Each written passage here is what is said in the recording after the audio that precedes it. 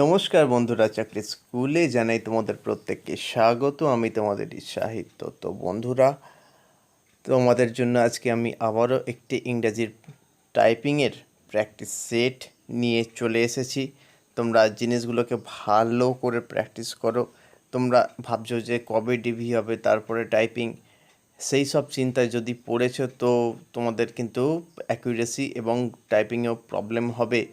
তোমরা যদি না প্র্যাকটিস করো ভালো করে, তাহলে কিন্তু তোমাদের প্রবলেম হয়ে যাবে পরীক্ষার হলেতে 10 মিনিটে ম্যাটারটাকে নামানো। তাই বলবো যে তোমরা কিন্তু ওই সব চিন্তা না করে অবশ্যই টাইপিংগুলোকে প্র্যাকটিস করো। ডেফিনেটলি তোমাদেরই ভালো হবে।